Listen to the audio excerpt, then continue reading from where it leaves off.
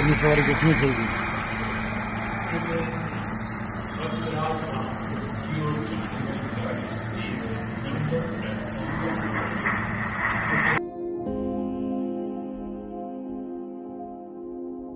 अस्सलाम वालेकुम। आज हम बात करेंगे जो रिसेंटली बोइंग का जो एयर इंडिया का 787 जहाज़ का जो क्रैश हुआ है उसके बारे में। डिस्पाइट कि ये क्रैश हुआ, लेकिन आज भी जो एयर ट्रैवल है that is the most safest way of travel. But बात का जो एंगल है वो ये है कि जो बोइंग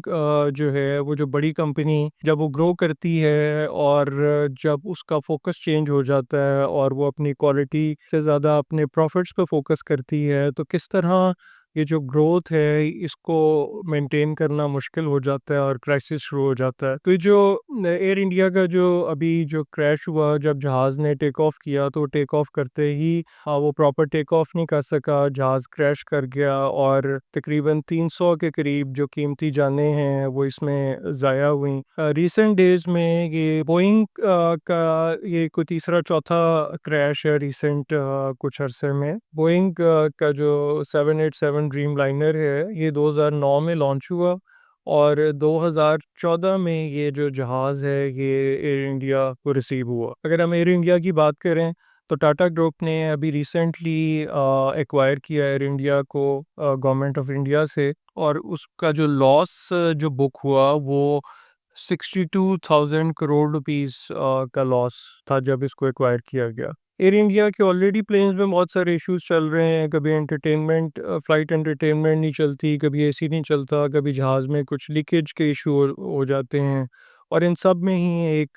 इतना बड़ा मेजर क्रैश हो गया। और अगर हम बोइंग कंपनी की बात करें तो ये पहली दफ़ा नहीं है कि बोइंग का जो एयरक्राफ्ट है वो क्रैश हुआ। बहुत साल बोइंग ने लीड किया एयर इंडस्ट्री में, और जब हम इसके कंपैटिटर की बात करें एयरबस की, तो बोइंग हमेशा इससे बहुत आगे रहा। तो ओवरऑल एयर इंडस्ट्री पे एक काइंड ऑफ राज करता रहा बोइंग पिछले बहुत सालों में। बोइंग की ये जो लीड थी एयरलाइन इंडस्ट्री में ये 1990s तक रही, जब तक कि बोइंग ने एक अमेरिकन एयर मैन्युफैक्चरिंग बिजनेस जो कि मैकडॉनल्ड डगलस जो है उसको एक्वायर किया, और उसके बाद से फिर आहिस्ता आहिस्ता बोइंग में इश्यूज आने शुरू हुए। और ये जो एक्विजिशन थी इसकी एक बहुत ही इंटरेस्टिंग बात है और बड़ी अनयूजुअल बात है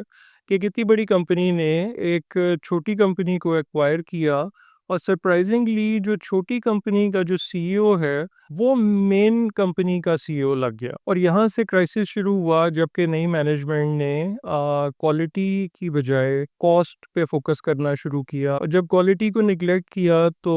उससे जो सेफ्टी जो है, जो कि बोइंग का एक हॉलमार्क था, वो बहुत बुरी तरह इफेक्ट हुआ, और मेन एजेंडा जो है वो प्रॉफिट मेकिंग पे फोकस हो गया रादर देन के क्वालिटी को इम्प्रूव करने पे। और इस का जो पहला रिज़ल्ट तब आया जब 2018 में बोइंग के 737 मैक्स जो कि नया जहाज़ लॉन्च किया गया, वो दो जहाज़ क्रैश कर गया। एक लायन एयर का था, दूसरा इथोपियन एयरलाइन का था। और ये जो दोनों क्रैश हैं इनकी वजह बनी एक फॉल्टी सिस्टम जो नया इंट्रोड्यूस कराया गया था, जो कि एम कैस सिस्टम था। और इंतहाई हैरत अंगेज़ बात यह है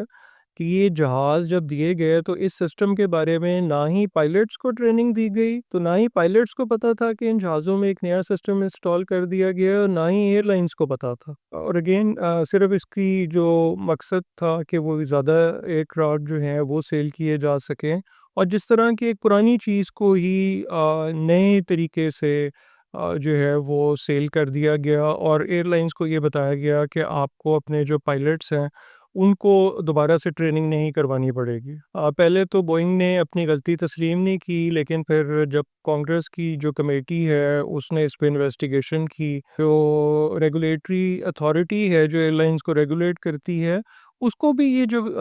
चेंज है एयरक्राफ्ट्स में वो भी नहीं बताई गई थी। और फिर ये भी पता लगा कि कंपनी के अंदर भी ये बात ऑलरेडी चल रही थी कि ये सिस्टम फॉल्टी है, बट कंपनी ने बजाय उसके ऊपर एक्शन लेने के उसको as it is he market में लॉन्च कर दिया। और ये फिर पहली दफ़ा हुआ कि किसी भी एयरक्राफ्ट इंडस्ट्री जो है उसके जो जहाज़ हैं वो सब के सब ग्राउंड कर दिए गए हों, और यूएस प्रेसिडेंट ने भी जो बोइंग के जितने जहाज़ हैं उनको ग्राउंड कर दिया। अल जज़ीरा की एक रिपोर्ट है जिसमें कि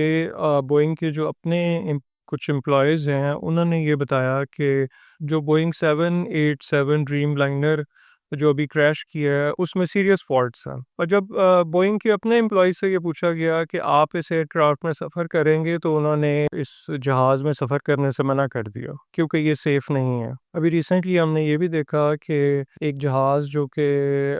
अपने ट्रैवल के मिड में था, उसका जहाज़ का जो दरवाज़ा है वो निकल गया, और ये जहाज़ बोइंग का था। और अभी चंद रोज़ पहले ही ब्रिटिश एयरवेज़ का यही जहाज़ 787 ड्रीम लाइनर जब हीथ्रो से जब उसने फ़्लाइट ली,